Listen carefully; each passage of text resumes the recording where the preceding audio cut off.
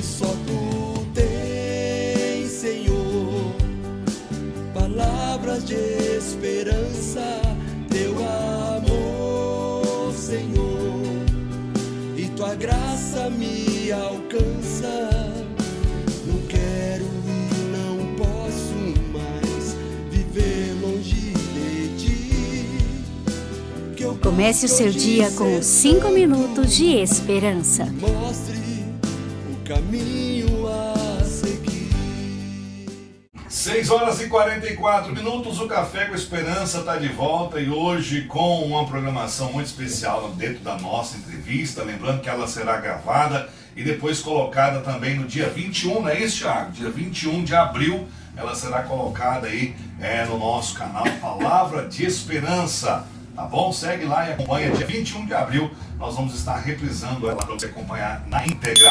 6h44, vamos falar hoje sobre a questão das síndromes e de tantas realidades do nosso tempo.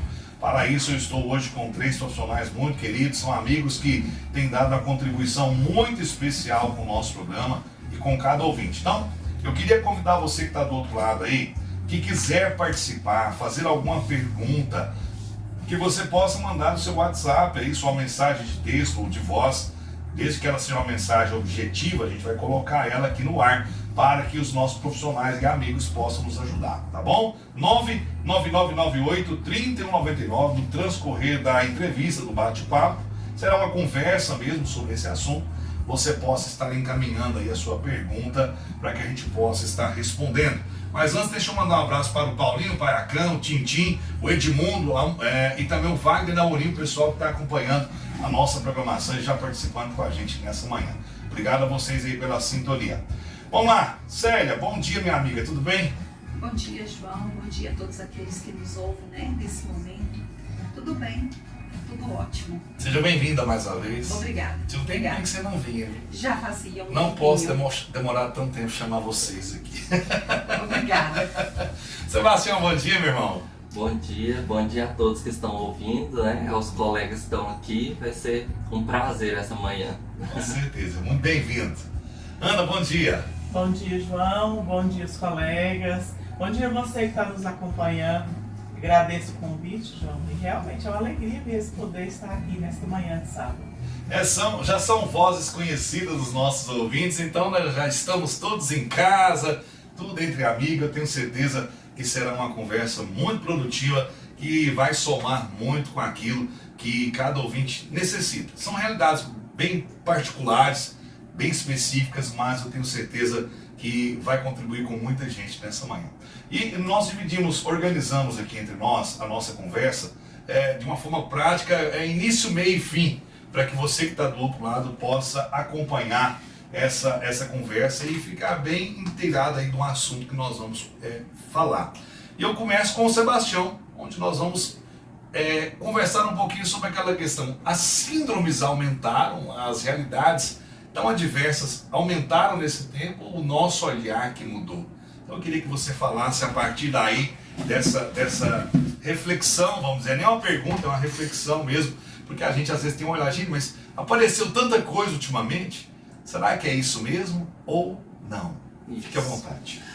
Então, quando eu estava preparando, né, para conversar com vocês sobre esse assunto junto com as colegas, me veio a imagem do médico, antigamente, né?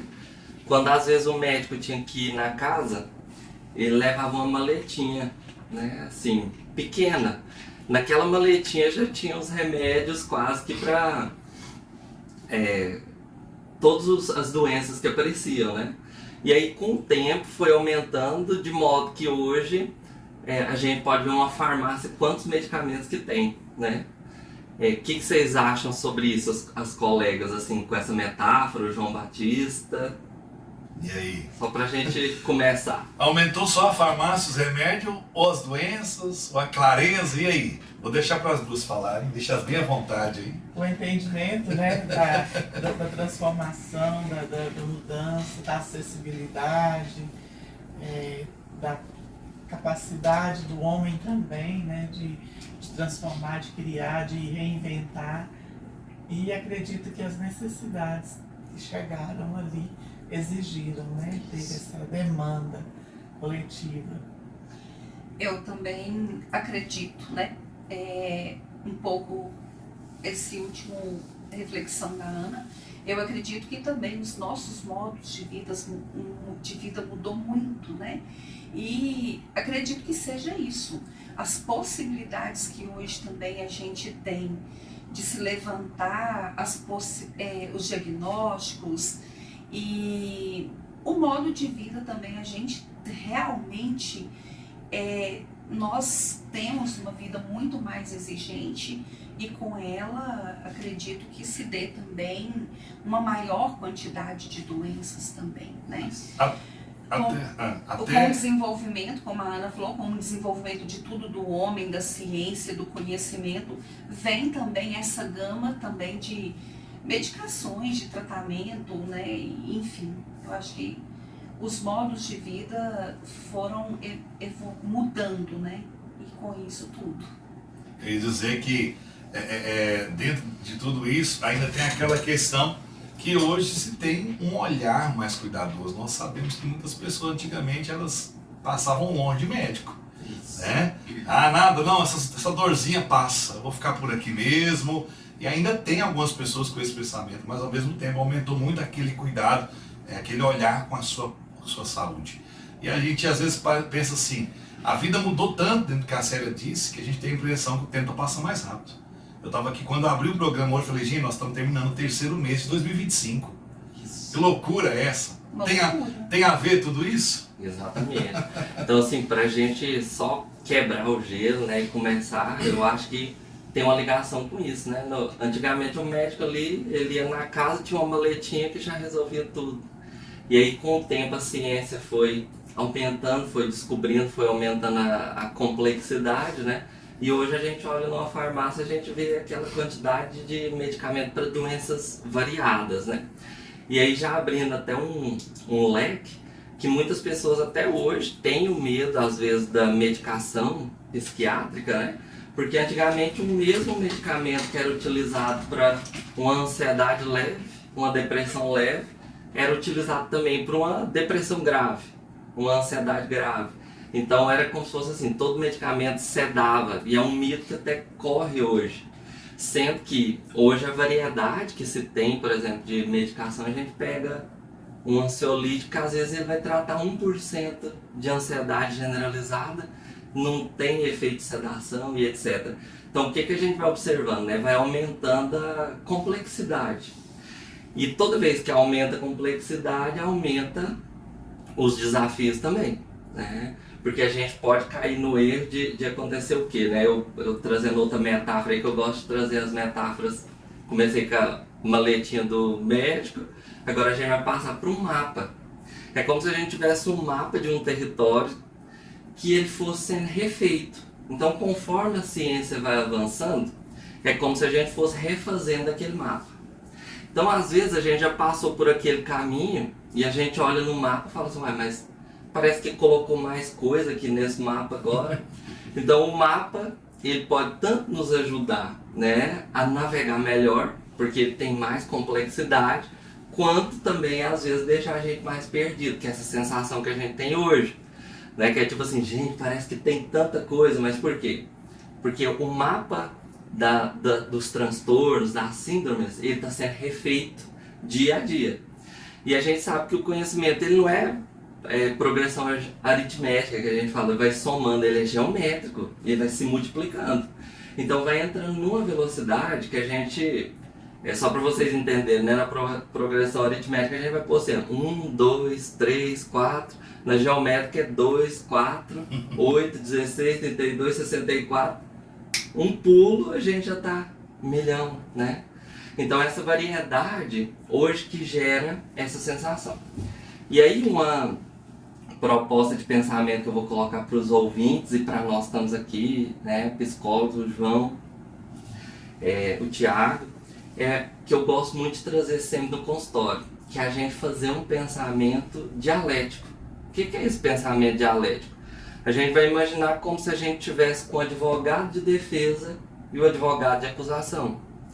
Então, nesse tempo de hoje, para a gente pensar síndrome, para a gente pensar transtorno, a gente tem que ir mudando o papel. Uma hora a gente está no advogado de defesa, outra hora a gente está no advogado de acusação. Porque se a gente polariza no advogado de defesa, a gente começa a fazer o quê? Vamos passar medicamento para tudo, né? E acaba medicando o que é natural, o que é normal do ser humano. Se a gente entra no advogado de acusação, a gente fala, tira remédio totalmente. E aí tem muita gente que tem um sofrimento que às vezes vai precisar da medicação. Então esse assunto, eu acredito que a gente tem que ficar brincando de advogado de defesa, advogado de acusação, para a gente ir chegando numa tese, né? A gente vai colocando a tese antiga até a gente chegar num ponto de equilíbrio. Até porque cada pessoa tem uma história por trás de tudo aquilo. Isso, né? Justamente. Então você tem que ouvir e acompanhar para chegar a um diagnóstico mais preciso possível. Exatamente. E até essa atualização que você coloca, Sebastião, eu até pensei no consultório, né? Às vezes o paciente está lá, fala, olha, eu tenho uma consulta tal dia, tá. Aí quando ela retorna, eu falo, o que o médico disse, o que ele prescreveu? E de repente ela fala assim, não, foi só... Você fala, foi só, quer dizer, uma medicação. Isso. Aí parece que para aquele paciente tá tudo muito fácil, foi só uma medicação. Aí de repente tem outro que fala, nossa, me passou 3, trocou um outro, fez... Então assim, a pessoa já fica meio assim, na estante de remédio. Isso. Então dentro desse contexto que você fala, né? Defesa e acusação, você depende de cada paciente. Exatamente.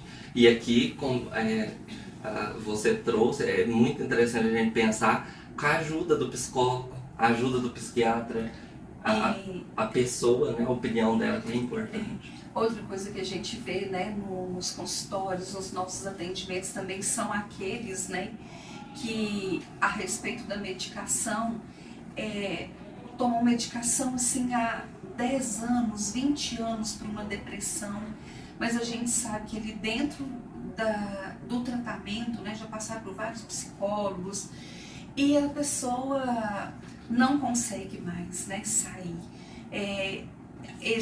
Essa metáfora, né, dos advogados de defesa e acusação, a gente vê muito claro, foi muito feliz em trazer, porque as pessoas, elas muitas vezes preferem tomar o remédio do que fazer todo aquele processo de autoconhecimento, porque a gente vai dizer que é um processo simples? Não, é um processo dolorido, se olhar, né, para as suas mazelas, para as suas feridas, para as suas dores, mas ele é necessário, porque o remédio, ele dá uma remissão de sintomas, mas ele não é, né, propriamente dito você ali naquele estado natural, né, da sua consciência. Isso, né? Perfeito. Vou entrar só no contexto do que leva, né, às vezes a gente tem a síndrome de transtorno e a gente volta nesse ponto que eu acho que é muito interessante a gente trabalhar de não ficar só no medicamento, mas a gente ir além desse medicamento, né? Então às vezes a gente fica se perguntando, né, de onde que vem o transtorno, a síndrome, uma pessoa que passa às vezes por um pânico, uma depressão, uma ansiedade generalizada, um burnout, né, que é tão comum, TDAH. Hoje a gente escuta, né, tantos termos aí. Então a gente vai levantar, primeiramente, genética, né? Então a gente, como espécie, a gente vai passando geneticamente aí na nossa geração, né? Então o que acontece? Algumas pessoas, elas vão sentir mais que outras, geneticamente. Você vai observar, por exemplo, uma pessoa que tem 2 filhos, que tem um filho que ele tolera mais dor e o outro tolera menos. E isso é uma questão genética. Então isso pode influenciar, é um dos fatores que influencia, né? A gente pega também, por exemplo, transtorno bipolar hoje. É 80% genética. Se a gente for pegar. Tem alguns transtornos que tem um componente genético muito forte. Segundo ponto, né? História de vida, que foi o que a Célia bem colocou aqui. Além da genética, Sebastião, o que tem, né? Como que foi essa minha história de vida? Eu nasci numa casa onde era totalmente invalidante, as experiências que eu fui tendo, né? Quando eu fui para a escola. Então é a gente voltar nessa história de vida e perceber os pontos ali. Eu lembro que tinha um dos meus psicólogos aí, que psicólogo também faz, né, terapia, alguns ouvintes às vezes podem estranhar isso, né, pensa, nossa, psicólogo já manja de tudo, né. Um psicólogo meu, ele deu um exemplo que eu achei maravilhoso, que ele falou assim, imagina uma pedra que ela tem uma rachadura. Quando você coloca aquela pressão, eu acho que eu já trouxe essa metáfora aqui pra gente. Quando você coloca uma pressão, aquela pedra quebra justamente naquela rachadura, né? Então aqui quando a gente traz o componente genético, seria essa rachadura, a pressão, o histórico de vida, que é quando desencadeia o transtorno. E por último, que era o ponto que a gente mais conversou no grupo antes preparando, né? O social, a cultura que nós vivemos, né? Antigamente a gente tinha muito mais contato com a terra, a gente via um nascer do sol, a gente via um pôr do sol. Isso mudou muito, isso mudou muito. Essa realidade aí. Muito, né? A gente vai no supermercado hoje, só tem frutaria e açougue, né, no supermercado, né? Ironicamente aqui já tô... Não, você vai no supermercado, só tem o quê? Industrializado, né? Então assim, olha pra você ver, alimentação, exercício. Eu pensei num carro, né? Às vezes você pensa o carro quando ele fica parado. Que é a questão de não ter atividade física. Dá muito mais defeito do que ele em movimento. Se eu muito mais. Uma gasolina adulterada, né? Então, se a gente fazendo uma metáfora para esse tempo que nós vivemos, se os colegas quiserem complementar essa questão da cultura, do social. Eu gostaria só de fazer, quando você fala do supermercado, né? Há um tempo atrás, eu procurei uma ajuda de um nutrólogo. E ele me fez um seguinte, e eu nunca tinha parado para pensar, são coisas óbvias que muitas vezes a gente, o óbvio muitas vezes não é pensado, né? Isso. Até porque é óbvio, né? Então, mas a gente se pega justamente aí, né? E ele falou para mim, a primeira vez agora da próxima vez que você for ao supermercado, você vai enumerar para mim o que você colocou no carrinho, né? O que é comida e o que é produto alimentício.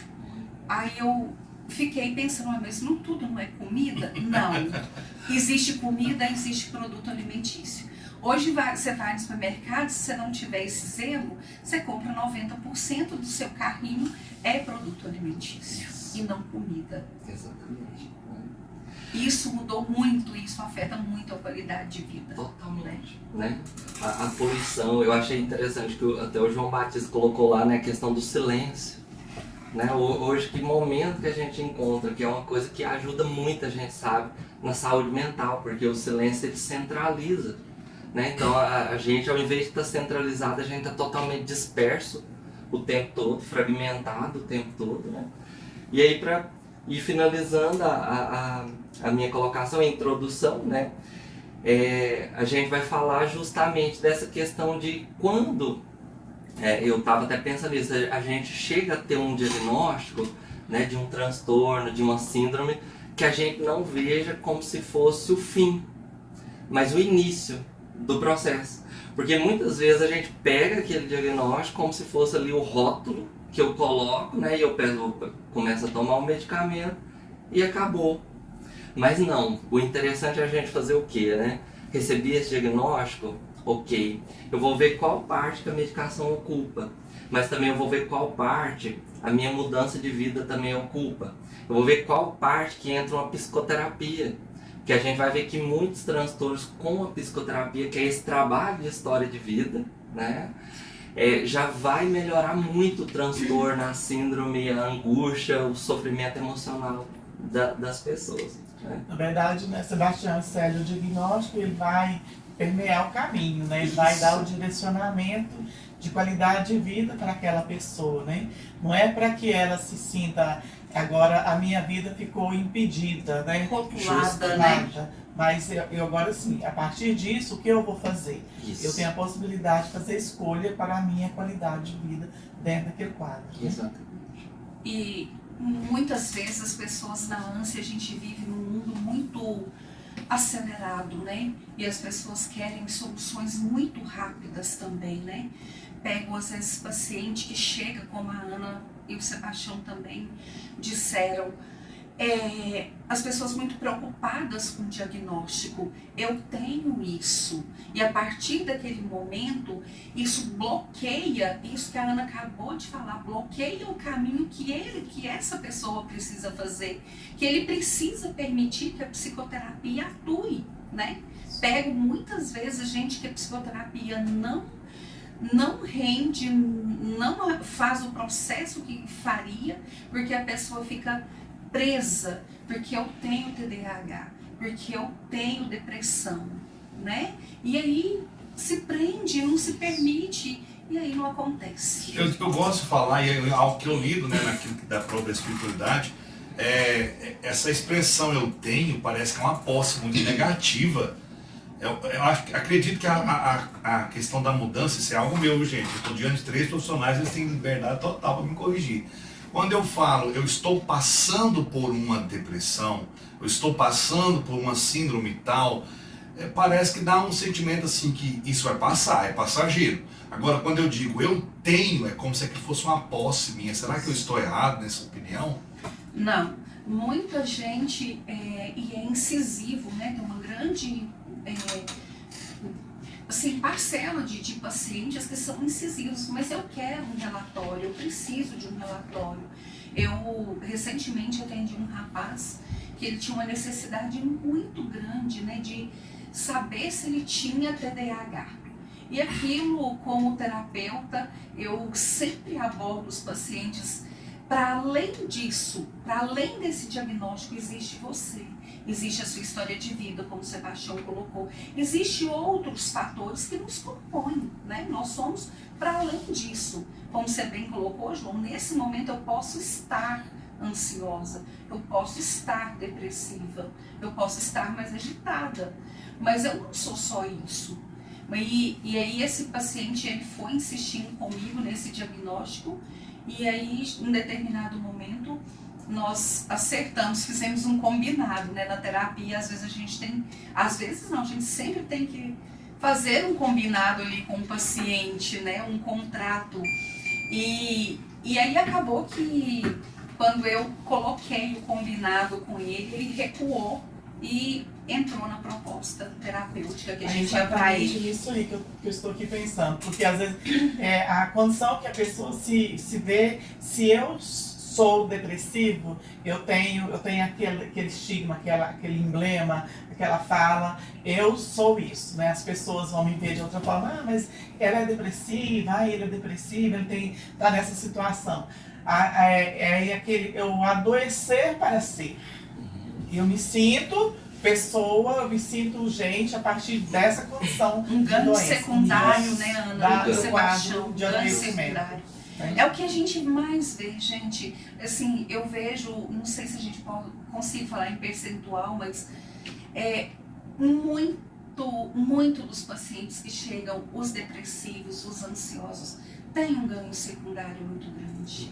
E é bom estar doente para ser, né, Ana? Assim. Exato. E aí o ouvinte às vezes também pode até pensar assim, esse pessoal acha que a gente não sofre. Não estamos falando que não existe sofrimento. Existe, ele real. Existe, ele é real. Nós estamos falando que é a condição na qual às vezes a gente se permite ficar, que a gente poderia ir mais além, trazer uma qualidade de vida melhor. Sair disso quanto antes, né?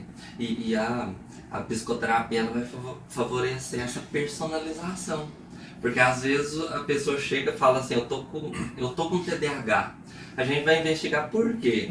Ando esquecido, ando distraído, né? E aí, independente de diagnóstico, a gente vai conversar sobre aquilo, né? Então eu falo assim, tendo ali o diagnóstico ou não tendo, a gente vai fazer uma análise. Por quê? É muito difícil, as colegas estão aqui vão falar, a Ana, a Célia, a gente achar aquele paciente que zera o CID ou o DSM, tipo assim, tem tudo. A gente vai observando, às vezes tem 3 pontos de 7, tem 4 pontos. Então, o diagnóstico ali, tipo, tendo o diagnóstico ou não tendo, o tratamento vai acontecer personalizado para aquela pessoa, né? E não aquele diagnóstico diante de nós. Exatamente. Muito bom. Você que está aí ouvindo, quiser fazer parte desse bate-papo, participa aí com a gente, 99998-3199, são 7, 8. Dentro dessa conversa eu quero, né, agora trazer um dos assuntos que foi solicitados aqui no programa. Tudo partiu, olha que bacana, tudo partiu de um ouvinte que participou pedindo que a gente falasse sobre a síndrome de burnout, é isso mesmo, a forma de pronunciar? Eu queria que a Célia então transcorresse esse assunto para que os ouvintes, que como eu, quando ouvi a primeira vez, falei, meu Deus, aquela expressão, é de comer ou de passar no cabelo, né? que é isso? Aí eu fui procurar, claro, eu, né, como não sabia realmente, eu já fui vendo muita coisa interessante sobre o assunto, e é mais comum do que se imagina. E aí, Célia? Muito mais comum do que se imagina. Muita gente adoecida, né? Por causa do trabalho, né? Quando a gente diz síndrome de burnout, tá certo a expressão, viu, João? A síndrome de burnout, essa palavra burnout, ela vem do inglês, né? E ela significa burnout, burn, que significa a palavra queimar, e out, né? Que é um pronome me, então significa queimar-me. E é isso que acontece quando a pessoa chega nesse estado dessa síndrome, né? Ela se queimou a síndrome também, ela é também conhecida como a síndrome do esgotamento profissional. É um estresse crônico do trabalho, ou seja, é um estresse que vai acontecendo, não aquele estresse tipo, hoje eu tive uma crise, eu gritei, eu fiquei nervosa no trabalho, eu explodi com um colega, não. Ele é uma crise crônica, ela vai se dando ao longo do tempo, ao longo de situações, por isso que é uma síndrome crônica do trabalho. E ela se caracteriza por uma exaustão, né? O que é uma exaustão? É um cansaço extremo e ela tem sintomas, né? Ela tem físicos, ela tem sintomas psicológicos e ela se manifesta muito frequentemente, né? Em pessoas que ocupam cargos de uma demanda emocional muito grande, né? Pessoas que têm ali no trabalho a necessidade, a exigência de um cargo, de uma dedicação intensa também. Pessoas que ocupam cargos de gestão, cargos administrativos, profissionais de saúde, né? É muito comum a gente ver as pessoas que trabalham ali a serviço da saúde com essa exaustão profissional. Pessoal da educação, né? Os professores e todo mundo que está aí ligado a esse gerenciamento da educação, esse desenvolvimento de pessoas, né? Eles são muito mais assim suscetíveis, são muito mais expostos a essa exaustão, a esse cansaço extremo, né? De trabalho. E quando a gente fala de trabalho, né? Todos nós somos assim seres sociais, somos seres relacionais, né? Somos os únicos seres, né, que estamos numa condição de relação social. E um dos nossos meios sociais é a questão do trabalho. Sim. A gente nasce numa família, que é um núcleo social, a gente depois vai para a escola, que é outro núcleo social, mas o trabalho, ele é também aquele núcleo social onde a gente passa grande parte do nosso tempo. O trabalho ele possibilita o desenvolvimento do sujeito, né? O desenvolvimento, né? Isso. E a gente vai falar disso exatamente, Ana. O trabalho, ele não é só uma questão de subsistência, né? Só uma questão de troca, eu vou lá trabalhar, eu ganho o meu salário, porque eu tenho que dispensar cuidados com a minha família, um autocuidado, né? Porque eu vou comprar alguma coisa. O trabalho, ele passa por uma questão da nossa identidade, né? Ele forma, se eu encontro com o Sebastião, se eu vou falar para alguém, né? Olha, você tem algum psicólogo para me indicar? Olha, eu tenho um colega que é o Sebastião, eu tenho a Ana. Então, a identidade da Ana, do Sebastião, do João, do Tiago, passa também pelo trabalho, né? Justamente. Tem o seu João lá da padaria. Por quê? A gente identifica que ele é o padeiro, o seu João padeiro, né? Então, o trabalho, ele também, passa um pouco, a nossa identidade também se forma um pouco pelo nosso trabalho, né? Trabalho, realização pessoal, como a Ana disse, e através dele também a gente expressa as nossas habilidades, né? João aqui é vendedor, é uma habilidade fenomenal, né? Eu não sei vender. O João expressa a habilidade dele no trabalho como vendedor. Ele é hábil para fazer isso, né? A gente expressa no trabalho. Eu tenho um grande santo, São José Maria Escrivá, que o carisma, né, de todo o trabalho dele é: a vida se dá no trabalho. E aí hoje, a gente, nos nossos tempos atuais, a gente tem uma dificuldade muito grande, porque a gente trabalha e parece que a vida não está acontecendo. Aí chegou o sextou, né? Aí parece que agora nós vamos aproveitar a vida. Sexta, sábado e domingo a gente aproveita a vida. Depois, durante a semana, a gente fica com aquela loucura. Eu considero o trabalho uma escravidão, seria esse pensamento, o pensamento de muitos. E contrareia o pensamento de São José Maria Escrivá. Pois é, eu penso, o pessoal às vezes fica aquela síndrome da segunda-feira. Cara, eu sou apaixonado de segunda-feira. Mais uma oportunidade de recomeçar. Eu sempre penso isso, sabe? Que ótimo. Eu sempre penso de verdade, porque pra mim eu até acho melhor a segunda do que a sexta, porque a sexta eu já tô tão cansado. A segunda é mais fácil pra mim. Mas voltando assim. E tem lá o São Bento, né? Ora labora, não é isso? Também. Ora e trabalho. Então você percebe que até nessa essência, juntando a espiritualidade, a questão do trabalho é algo que de alguma forma nos dignifica e nos faz ser gente também. E somos gente todo dia, né? Claro. Mas voltando à síndrome, quando eu falei, né, pontuei que é um estresse crônico, como é que essa síndrome ela vai se dando, né? Como é que a gente chega lá nesse momento e fala: eu estou com esgotamento profissional, estou com burnout, né? É assim, quando a gente começa a entrar num trabalho, a pessoa começa com esses movimentos, né? A pessoa entra ali no trabalho e a princípio ela tem que mostrar, né? Ela tem que expressar ali que uma produtividade, ela tem que provar que ela é competente. E ela começa trabalhando, né, para provar e que é muito competente, isso vai intensificando. Depois, essa pessoa, quando ela tem aquele provar que é muito competente, aquele entusiasmo de mostrar, né, que ela trabalha, que ela é uma ótima profissional, isso vai intensificando. Um outro passo, essa intensificação ela começa a acontecer quando a pessoa começa a trocar. Ela troca o que, Célia? Ela começa a trocar as necessidades pessoais em detrimento de ficar ali naquela relação profissional um tempo muito maior, que seria o tempo que ela consegue suportar, né? Aí eu fico pensando, Célia, que é nesse momento que a pessoa precisa ter um olhar, de ter o cuidado de não colocar muito de si no trabalho. Sim. E ter uma limitação.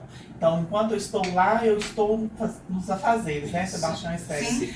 Eu estou para casa, eu voltei para a minha realidade. Eu preciso desse espaço. Porque às vezes a pessoa chega do trabalho e ali ela tem que responder, e ela o telefone, ela tem que fazer outra coisa, tá toda situada. Não desliga, né? Não desliga. Não desliga. E aí a pessoa começa, sabe, como o Sebastião trouxe uma metáfora, né, aquela hora, para o trabalho também, quando eu sentava para organizar, pensar, o que é síndrome? O que acontece? O que eu tenho que fazer para eu ter uma síndrome de burnout, né? E aí foi onde eu comecei a ler e aí eu trago uma metáfora também. O modo do mercado de trabalho, perdão, o modo do mercado de trabalho, os modos de trabalho hoje também mudaram muito. As exigências. As exigências. Vocês lembram, né? Vamos trazer uma metáfora aqui, como o Sebastião trouxe.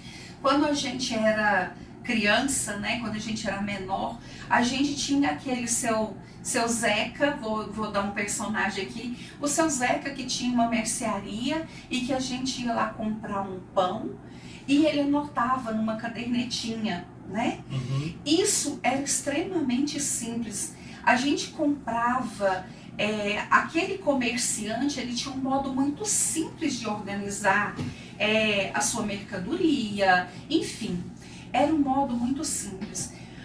Hoje, os nossos modos de trabalho são muito mais complexos, né, pessoal? Exigentes. Hoje, quando você vai fazer uma compra, como que você paga a sua compra hoje, né? Começou-se com tinha umas promissórias, aí você já assinava, não era só o Sozé que anotava. Dividindo, né? Dividindo, Isso. E aí você já assinava uma promissória, né? Hoje, depois veio o cheque, que você não jamais assinava uma promissória, mas você já deixava um cheque como garantia daquele seu pagamento. E as empresas também, gente, elas foram se sistematizando. Modernizando, até por uma questão de exigência, né, do patrimônio, de uma lei patrimonial, exigências mesmo da contabilidade. As pessoas também já não eram mais só a vizinhança que comprava ali do seu Zeca na mercearia, que comprava 1 metro de tecido ali na loja de tecido. Foi acontecendo uma expansão, assim como o Sebastião disse, né, do mapa dele, uma expansão geométrica. Isso. Progressão geométrica. Exatamente. Eu ia falar que no início a palavra também tinha muito peso, né? Isso. De repente passou a ser assinatura e às vezes... bigode, né? E de repente nem a assinatura mais já não tinha tanto peso, né? Aí tirou-se do comércio para que o outro resolva lá com o banco. Aí já é no cartão, já é no Pix, né? Já vai mudando todo o processo. E isso entra a questão das exigências. Você ia complementar o que era que você começou a falar e parece que depois a gente entrou com outro assunto? Não, é essa questão. Vou até pegar o gancho agora, né? Mas é como se fosse assim. Às vezes a gente tem que adaptar a uma situação. Quando a adaptação ela é aos poucos, a gente vai adaptando bem aquela situação. E o mundo hoje, essa adaptação, ela não está sendo aos poucos, né? Às vezes ela é uma... né? E do burnout também, é uma metáfora, né? Como se a gente fosse falar assim, o queimar-se, igual ela trouxe, eu gostei muito quando a gente volta na palavra, né? Eu gosto muito. Isso, quando a gente vai o queimar, né? A gente tá falando de combustível. Então a gente pode pensar como se fosse assim, o estresse que ela traz, que é um estresse saudável, né? Que é o que eu vou pro trabalho e volto para as minhas necessidades pessoais, a minha família, a minha espiritualidade. É como se eu enchesse novamente, né? Reabastecesse a minha energia. Agora o burnout é o quê? Eu queimei até o fim.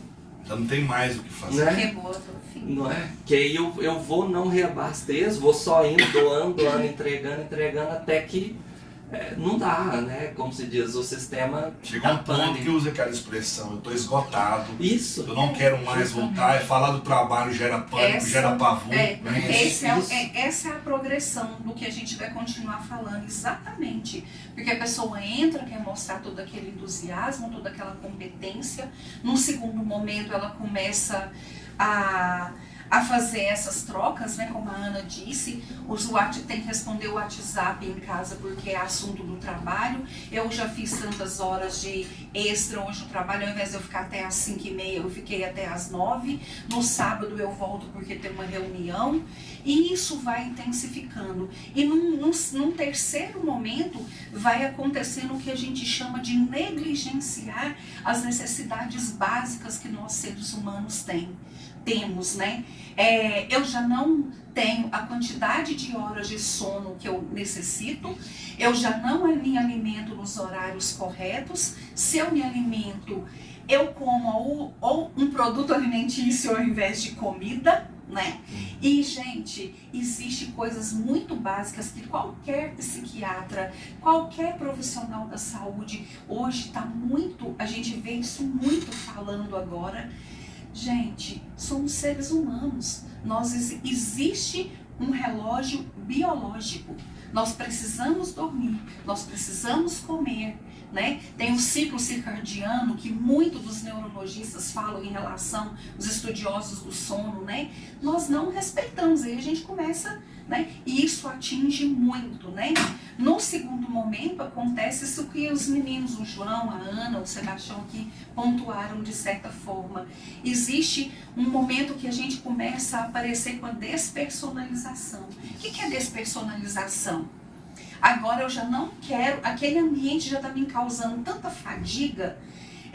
A pessoa, antes da despersonalização, ela começa a burlar, ela começa a evitar conflitos profissionais, ela começa a evitar procrastinar decisões que seriam muito importantes na empresa. E com isso vem a despersonalização. Agora eu penso que eu tenho que ir para aquele ambiente de trabalho, eu já começo a ter taquicardia, eu já começo a ter dor de barriga, eu já começo a chorar.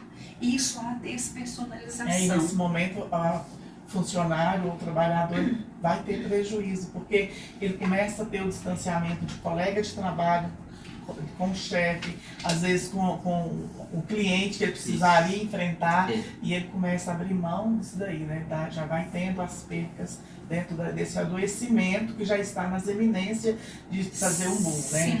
Sim. E se desconecta de si também, Isso. né? Igual a colega trouxe, desconecta dos outros e de si, porque a gente começa a se perder também nesse processo. Perde identidade. Isso, o fio da meada, né? E o que desencadeia, né? Como a gente falando das questões do trabalho.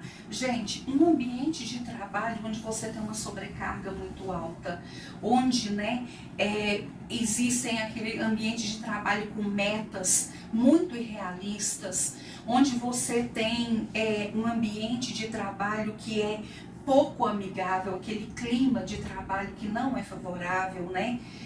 Aquela pressão constante, quando você não tem alguém que te lidera e que é um bom líder ali, que te conduz, que conduz a empresa, né? E uma coisa que é muito interessante, que eu não queria deixar de falar, também é quando a gente não tem um autoconhecimento. Quando eu não sei de mim dentro daquele próprio ambiente de trabalho. Porque, pensa comigo, se nós todos aqui trabalhamos na mesma empresa, vamos supor que eu e a Ana, a gente trabalha numa mesma sala, e eu estou muito mal resolvida comigo. Gente, eu vou implicar diretamente no ambiente de trabalho da Ana. Eu vou ficar insuportável para a Ana. Eu posso... Então, assim, a gente cuidar-se, esse autocuidado, esse autoconhecimento, eu estou contribuindo para um ambiente de trabalho do meu colega, daquela pessoa. Isso é até uma forma de caridade, sabe? E essa falta desse autocuidado, desse olhar para si e se ver, eu vou construindo na outra pessoa, às vezes em mim mesma, que eles precisam de mim ali naquele lugar. Sim, se eu não tiver, a coisa não vai acontecer. Isso, que é um auto-engano. Um auto-engano. E enganar o outro, se o outro acreditar. Porque quando a gente está com dificuldade num ambiente, qual que é a minha fala? Nossa, lá no meu trabalho tem uma fulana que é insuportável. Eu não aguento o chefe, eu não sei.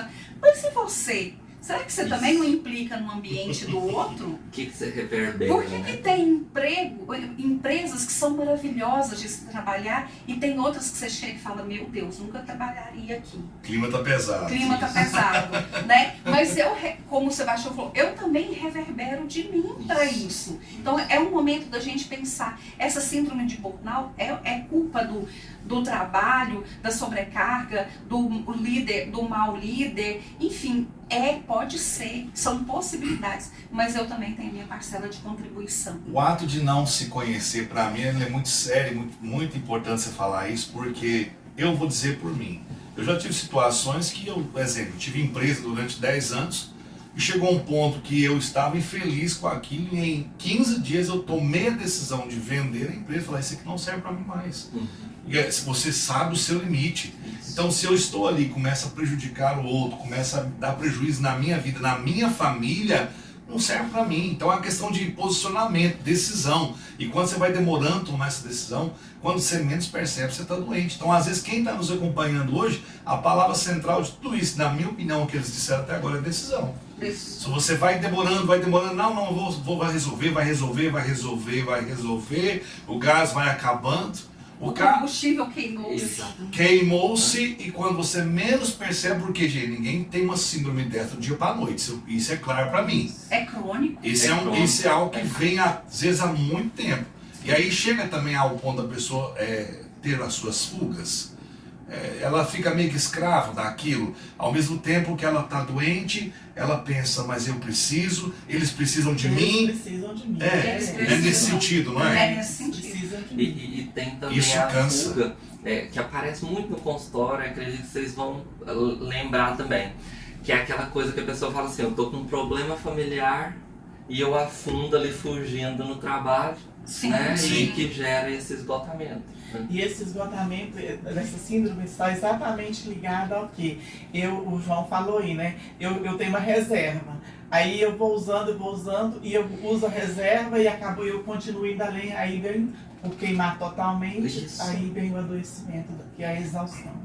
E aí tem o contrário também. Vocês falou a respeito da pessoa que está com problema como que você disse? A respeito do problema na empresa? Por exemplo, Em familiar, casa. e acaba trabalhando muito para mascarar aquilo ali, uma fuga. Entendi. Ela foge pro trabalho. Por exemplo, eu tô com um problema em outra área da minha vida, não quero enfrentar, Sim. não quero resolver, Era isso. eu vou para cima do trabalho ali com tudo. Uma hipercompensação que a gente chama. E na verdade depois tem dois problemas. Dois problemas. Que é o da família, que não foi resolvido, e o da empresa, que é aquele que te causou um E adoecimento. muitas vezes a pessoa não percebe. A síndrome, a gente percebe que entra num modo inconsciente, que se alguém não falar de fora, acordou, às vezes a pessoa não consegue sozinha. Essa Sai. fuga, ela se dá muito assim em problemas, por exemplo, afetivos, conjugais, né? A pessoa não quer enfrentar, não quer Isso. resolver. Enquanto eu não trabalho, eu não tenho que voltar para minha casa para enfrentar. Isso, aquilo. justamente. E afeta, acredito eu, a afetividade, a sexualidade, os Tudo. relacionamentos como um todo. Tudo. Afeta tudo. Todas Né? as relações da pessoa. Sim. Né? Vamos ouvir o áudio do André de Souza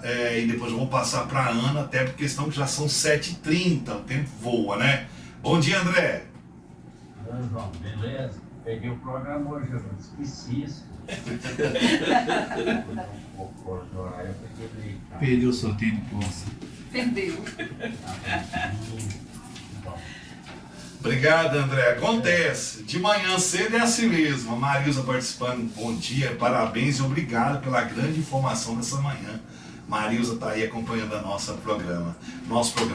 Ana, Oi, João. acredito eu que cada um de vocês atende de uma forma específica. Eu estava pensando aqui, a série no sentido público, não é isso? Público. Questão Hoje, de público. atendimento público. O Sebastião trabalha online. Isso. Com clínica. Com clínica online. E a Ana, que também online, mas por exemplo, coincidência, eu estou pensando aqui, conhecendo vocês, falei, olha que bacana, nós temos várias experiências, Enriquece. todas aqui muito importantes, né? E a Ana, com essa questão do consultório, onde ela, de forma muito direta, conversa ali com aqueles que chegam. E aí, Ana, essas síndromes e tantas realidades, ela envolve desde a criança ao idoso. Ninguém está livre disso, né? Ninguém está livre disso, né? Infelizmente. Ela vai acontecer em algum momento, ou talvez você vai viver uma vida toda, tem a predisposição de desenvolver uma síndrome, mas os fatores externos, talvez você vai dar conta de lidar melhor com eles e você não vai desenvolver. Tinha tudo para desenvolver, mas diante do jeito de adequar a vida, a história pessoal, a pessoa pode passar isento disso daí. Agora, o que a gente observa, eu penso que os colegas também veem isso, é o número assim, de quadro de ansiedade nas crianças. Né? O Sebastião, na modalidade online, eu não sei se ele atende criança. Atendo só adulto no Adulto, momento. né? Na Isso, modalidade mas online. tô a par assim com alguns colegas. Então, eu tenho observado muito essa realidade, né? Pensa, esse adoecimento no adulto ele já é difícil. Agora imagina que a criança, que ela está estruturando ainda ali, né, sua capacidade cerebral e tal, e a criança não tem aquela estrutura de perceber que aquilo é um adoecimento para ela, né? Então, esse quadro, ele paralisa essa criança, e essa criança, ela vai desenvolver comportamentos para mostrar, definir o que está acontecendo no mundo interno dela. É um caos psíquico que a gente fala, né? Eu falo que o caos também ele promove crescimento, mas essa criança ela precisa ter um suporte para que ela consiga passar por isso daí. A ansiedade, ela é até boa, num nível moderado, controlado. Porque ela me leva a uma ação, ela me leva a tomar decisões, ó, assim não dá pra eu ficar, eu preciso na coragem, vamos lá, ó, tá na hora, eu preciso de fazer isso. Então, tudo bem, eu não vou, tô com sim, não fico, né, eu fico desconfortável, não, eu preciso enfrentar essa condição aí. Ela alerta o cérebro, então, para um agir, né? Mas quando ela é desproporcional às situações da vida, ela vai trazer um sofrimento persistente naquela pessoa. No caso, nós estamos falando da criança. Aí a gente vai perceber situações como, eu lembrei de uma do consultório, né, de recente. Ela chega ao consultório, essa criança, porque ela tinha medo de que os pais iam morrer, né? Então, o medo da morte. Aí, o que acontece? Ela não dormia porque ela tinha que ficar atenta. Se eu dormir, e eu acordar, e se meus pais não estiverem mais aqui. Então, a gente vai conversar sobre a realidade de morrer, né? Então me define, o que é isso? O que é morrer? Como você vê a morte? Me explica. Ou então, desenhe isso daí para ver se eu entendo. Ou então, faça algo, use uma cor para eu poder compreender. Ou seja, tem situações que a gente pode trabalhar com ela. E a gente vai perceber, porque ela ainda está no mundo dos pais, a referência que ela tem para a vida de sustento interno para ela são aquelas figuras. Não cortou o cordão umbilical. Ainda não passou pelo processo. Outra fase também é o transtorno da ansiedade de separação. O que é isso? Não é dos pais se separarem, mas delas se separarem dos pais. Esse transtorno, esse momento começa a ficar latente ali dentro da criança. Então leva a criança na escola, vai dar problema. Aí ela vai ter dor de barriga, ela tem dor de cabeça, ela vai sintomatizar a angústia que ela está vivendo, aquele grau de ansiedade. Aí ele precisa fazer aquele trabalho todo com a criança, a mãe ou o pai. Eu lembro de uma mãe que falou assim, falava para a filha assim, te trouxe, eu não posso ficar na sala, porque só você e os colegas e a mamãe vai ficar ali fora. Assim que terminar a aula, você pode correr, que a mãe não atrasava um segundo, né? Ela era a primeira a estar ali naquele portão, para ter essa criança, ter essa condição de autoconfiança, que realmente minha mãe tá, e de repente passa, não precisa mais da minha mãe, eu mesmo dou conta de lidar aqui com os meus colegas. Esse transtorno também da ansiedade traz essa questão da fobia social, né? Vamos, não, eu não quero. A criança chega no ambiente, tem outras crianças, ela não brinca, ela não quer interagir, ela fica só junto com a mãe, ela fica junto com o cuidador, com quem está ali com ela, porque ela não tem essa autoconfiança de estar se relacionando com aquelas outras crianças. Elas podem me bater, e a autodefesa, às vezes, ela vai morder, né? Ela vai ter um comportamento que vai trazer um certo desconforto junto das crianças que estão naquele lugar. E começa a ter o pânico, né? Esse pânico na criança. Aquela criança que chegou e falou assim pra mim, se eu vomitar, eu vou vomitar meu coração. Por quê? Porque teve uma arritmia, teve um aceleramento ali dentro, né, daquele quadro onde ela estava. E começou a ouvir, né, pessoal, agora que se for sair, vai sair meu coração, não tem outra coisa aqui para colocar. Então, a ansiedade, ela desenvolve vários gatilhos na vida dessa criança. Ana, só uma observação, a questão da pandemia potencializou isso nesses tempos? Ou isso tudo já era muito evidente, nós apenas estamos dando mais atenção agora? Eu fico pensando assim, que a pandemia, todo mundo fechado ali naquele espaço escolhido para dar conta, né? E a criança ou o adulto, sei lá, nossa, morreu. Nossa, tá ruim. Nossa, tá entubado. Então, assim, é esse caos na comunicação aí, né? Era só isso aí. E se morrer? Nossa, minha mãe, não posso ir lá. Eu lembro do meu neto, ele ficou sem abraçar o avô, né? E o dia que ele teve a possibilidade de chegar perto do Pacheco e todo mundo distraiu um pouquinho assim, ele sentou e foi estender a mãozinha assim, foi estender até que ele pegou o avô assim um pouquinho de longe, olhou para se a mãe estava olhando, se alguém ia chamar a atenção dele. Então esse medo de ser, eu não posso ser, aí vem a inovação, você pensa que os colegas até podem me ajudar aí. Aí vem a inovação, né, dessa sobrevivência, eu preciso dar conta disso aqui. Né? Começa então essa disparidade, né, das emoções, dos sentimentos, dessa reconstrução nessa fase aí. Deixa eu só colocar o áudio da Flávia aqui para ver se tem algo a ver dentro do assunto e você já continua. Bom dia, João. Tudo bem? Estou ouvindo desde mais cedo como está sendo produtivo. E eu queria fazer uma pergunta. A Ana falando aí da ansiedade na criança, da fobia social. E quando é um adulto que tem fobia social, como que a gente lida com isso? Ótima, a pergunta é exatamente para o momento. Fique à vontade, Ana. Isso. E até eu já iria até para o momento da fase da ansiedade na terceira idade. Né? Então, no adulto, como que é essa ansiedade? Os ritmos também desses processos, eles são parecidos os mesmos aí, porque os sintomas que aparecem, as angústias, a dor, a taquicardia, as náuseas, a dor de cabeça, elas vão estar presentes aí. Dá-se a sensação, né, da ouvinte colocando aí, eu lembro de uma paciente que já falava assim, Ana, eu estava dirigindo, de repente eu pensei, eu vou morrer, e eu vou morrer, e para a pessoa é real, né? É real, não é que ela está inventando, aquilo ali é real. No exame de imagem não vai aparecer nada, mas é real psiquicamente falando nesse mundo aí. Vocês concordam comigo? Totalmente. O sentimento, eu falo que a gente percebe muito quando uma pessoa conta assim, eu ouvia alguém falar de depressão, de ansiedade, pânico, achava que aquilo ali não era verdade. Depois eu experimentei, e aí aquilo ali muda totalmente a cognição da pessoa, que ela percebe assim, não é imaginação, às vezes não é um teatro, né? Aquilo ali eu experimento ali de verdade. Né? E a ansiedade nessa crise, né, como a Ana colocou da paciente, a sensação é essa mesma, a sensação de morte, de sufocamento, de taquicardia, né? Há poucos dias, há uma semana, eu tive com uma paciente lá da unidade de saúde que ela chegou a pedir que eu segurasse na mão dela. Segura na minha mão, porque é um conforto físico que a pessoa não tem o mínimo de condição de controle, né? E aí você vai segura, pede a pessoa para respirar um pouco mais profundo, né? Vai trabalhando. E é isso mesmo, Ana.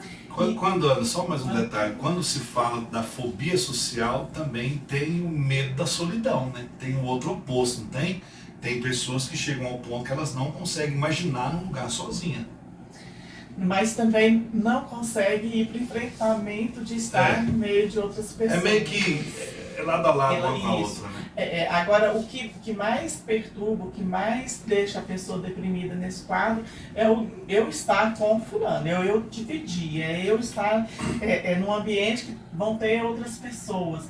E eu fico retraída, eu não tenho comunicação, dá-se a impressão que eu sou o fantasma ali, porque eu não dou conta de me interagir, e eu vou ficando numa situação desconfortável e o meu organismo vai somatizar. Isso não vai dar bom.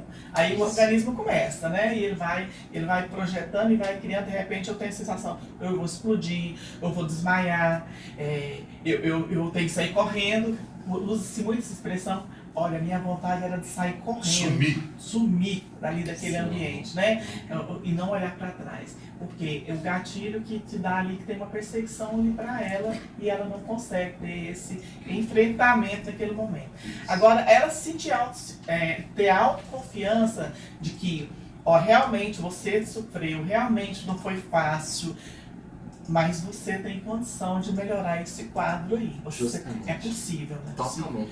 A questão que vem muito assim quando a gente fala da fobia social, trazendo um autoconhecimento que a Célia trouxe, né? Isso. É você olhar para dentro de você e perceber qual que é a minha imagem que às vezes eu tenho quando eu estou com o outro.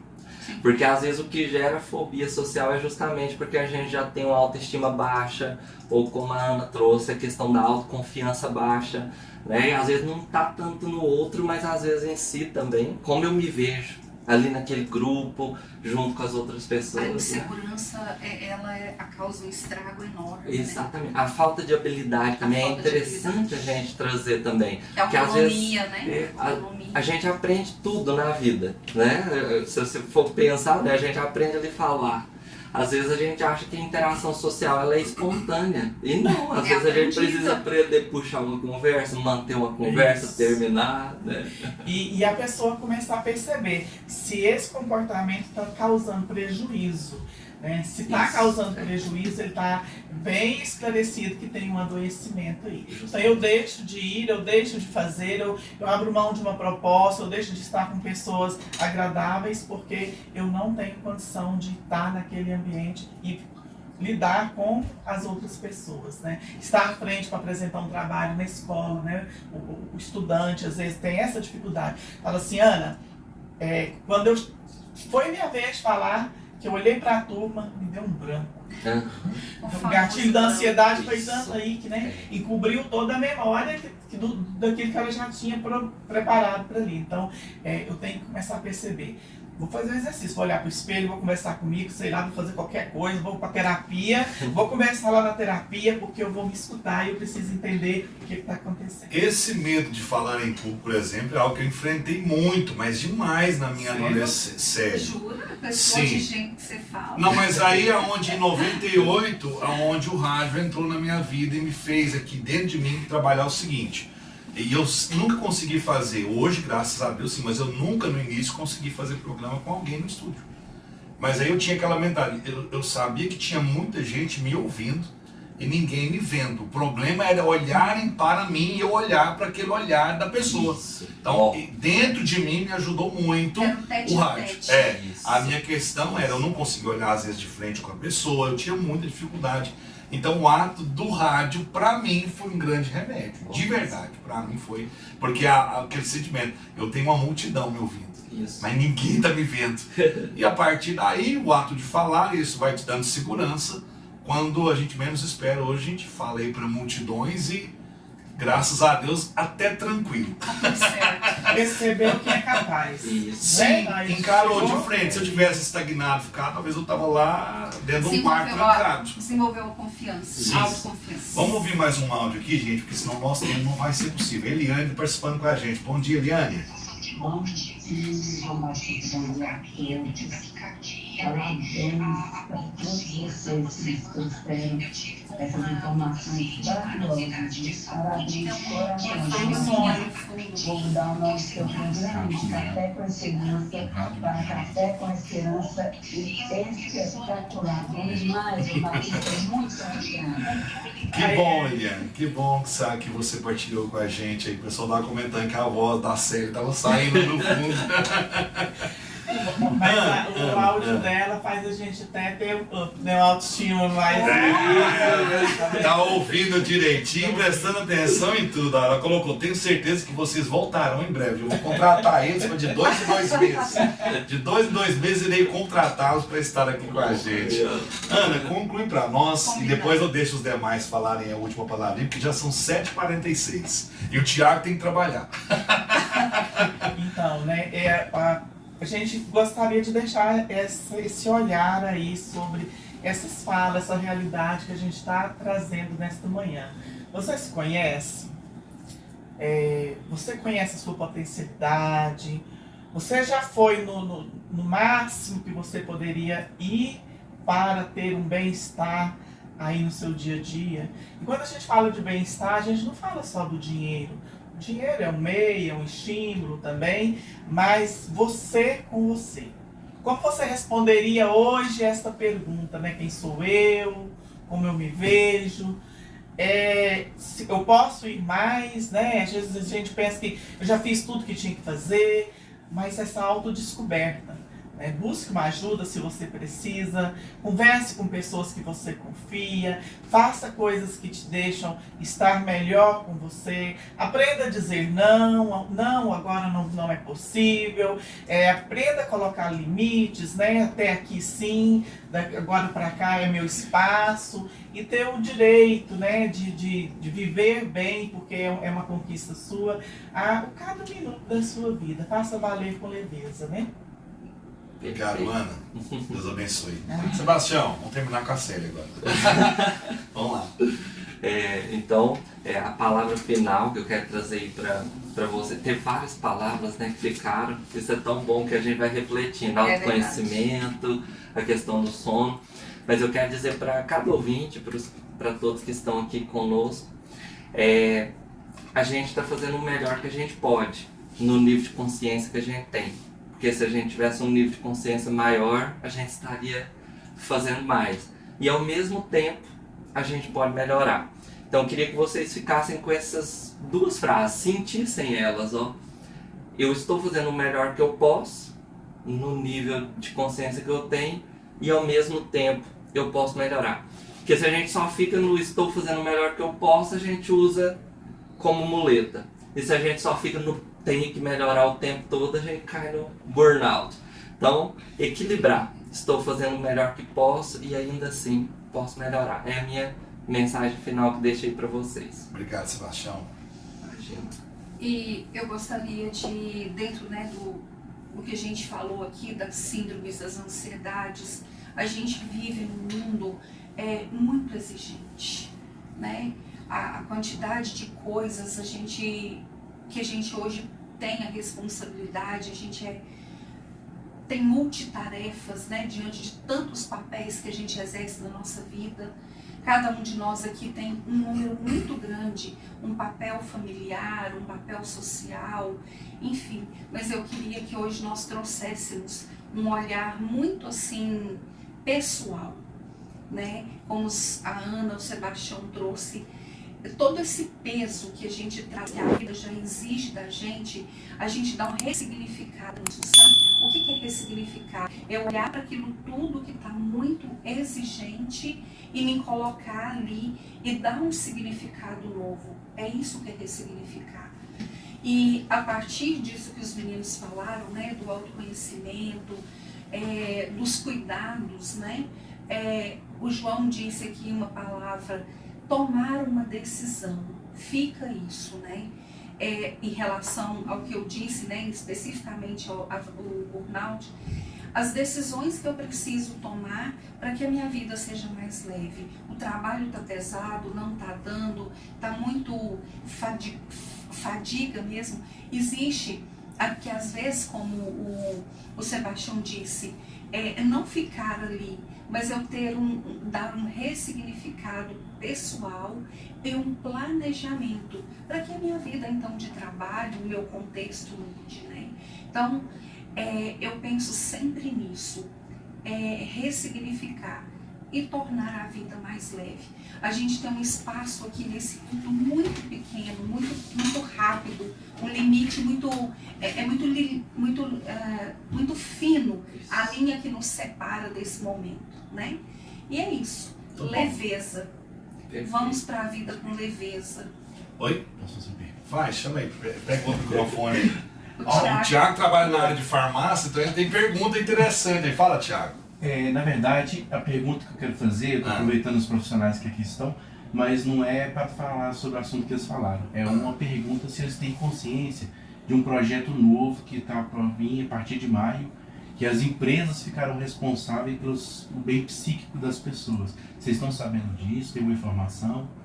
Se vai ser implantado? Eu fiquei sabendo por alto, mas sinceramente não sei profundamente, mas eu vi mesmo aí. Mas é interessante. Eu acredito que seja até uma sensibilização do burnout aí nesse mundo do trabalho, né? Exatamente. Até porque, gente, o prejuízo o prejuízo, o Thiago, organizacional que as empresas estão tendo. Por exemplo, eu tenho um setor financeiro. Aquele responsável do setor financeiro, que é aquele que tem aquela carga de maior, né, ali, ele adoece. Não tem ninguém para colocar ali. Aqueles outros 4, 5 colegas que estão no setor não dão conta ainda de gerenciar, porque estão cada um cuidando da sua vida no dia a dia. Eu conheço empresas em Patos hoje que tem programa de saúde mental sendo executado para poder trabalhar justamente essas questões de autoconhecimento, questões pessoais que são reverberadas lá dentro. Tem empresas que trabalham até o olhar da espiritualidade também. Uma preocupação organizacional hoje. Muito bom. Necessária, né? Necessária. Muito. Porque as empresas são compostas por pessoas, né? Exatamente. Muito bom. Obrigado, Célia. Obrigado a cada um de vocês. Eu tenho que ir fechando por aqui, mas eu tenho que registrar a participação da Bruna Silva. Bom dia, João. Que ótimo ter esse time falando do assunto. Parabéns, Thiago. Se quiser fechar aí, pode fechar, que você tem horário, meu filho. Fica tranquilo aí. Aqui, ó, a Daliane. Gostaria de dar um alô. Estou ligadinho ouvindo vocês. Um abraço a todos, em especial a Célia e o João. Daliane de Barueri, São Paulo. Ei, dá saudade, menina. Bom demais ter você aqui, viu? Vamos lá, tem mais. Gente, ela falou uma Lorena, né, que ela não mandou pra vocês, não. É porque é sua afilhada? Minha filhada. Afilhada e minha amiga de muitos anos, né? Terezinha de Lagoa Formosa participando, bom dia. Bom dia, João Batista. Estou aqui ouvindo o programa. Estou achando muito bom escutar eles falar, isso é muito inteligente. Está de parabéns. E a Ana, eu conheço ela, acho muito bom ouvir ela falar. Um abraço, com Deus. Agradeço, Terezinha, obrigado. A Maria dizendo, João, depois eu quero a gravação desse programa para me passar para minha filha, viu? E temos a participação, pediu para não identificar. Bom dia, não fale meu nome, por favor. Tenho um filho de 36 anos, ele é muito ansioso, imagino que tem essa síndrome social. Não gosta de sair, só se sente bem em ambiente que ele conhece as pessoas. Tem muita dificuldade em interagir com as pessoas desconhecidas. Gostaria de uma indicação para um bom profissional para trabalhar com ele. Vou te passar o contato dos três, não sei qual que vai ter esse olhar, porque todos os três têm com certeza muita bagagem e vão poder contribuir com você, tá bom? Nosso ouvinte que não quis identificar, a gente respeita isso com certeza. Vamos lá, gente, 7h54, eu volto já para fechar o nosso programa. Café com Pois só tu tens, Senhor, palavras de esperança, teu amor, Senhor, e tua graça me alcança. Não quero e não posso mais viver longe de ti. Que eu Comece o seu dia com 5 minutos de esperança. mostre o caminho a